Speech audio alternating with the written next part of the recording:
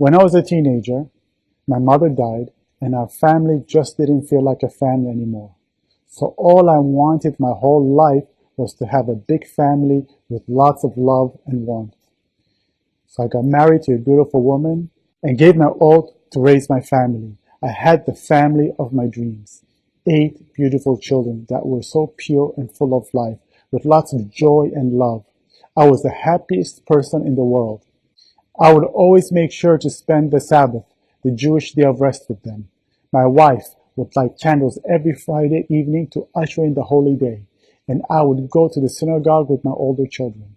When I returned, I would be joyfully greeted by my family, all freshly bathed and dressed up for the Sabbath.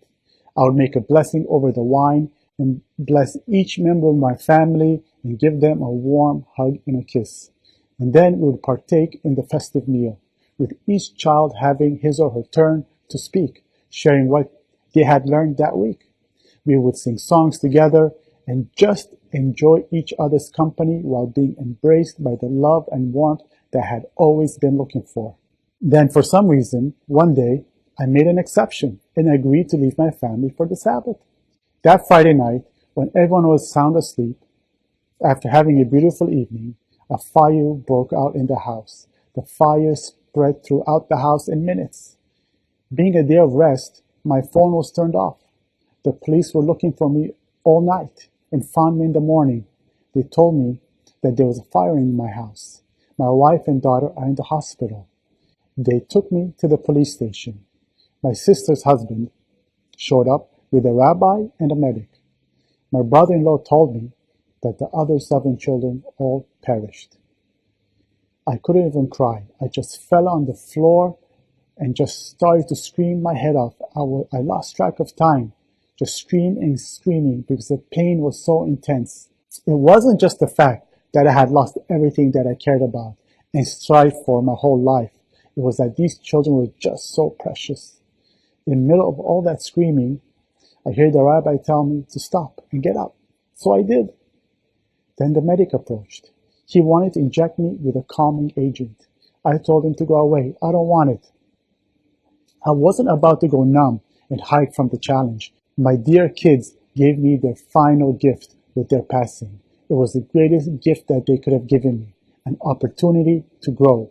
I had to overcome in order not to waste their lives.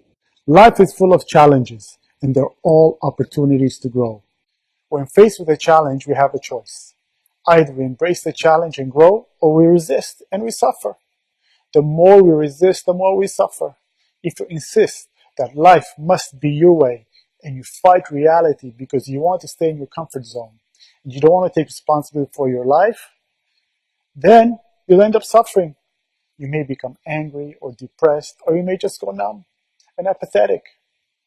You can give up, or you can blame others, or even the world. The choice is clear. So how did I cope? How did I manage? How was I able to get up when the rabbi told me to do so? The answer is when I said by the eulogy for my children, surrender. I surrender myself to God. I surrender myself to His will. I let go of everything that was dear to me. Otherwise, I would have broken. When one nullifies his ego, then you have access to the divine. You become unlimited. Your consciousness expands as the filter called me is removed.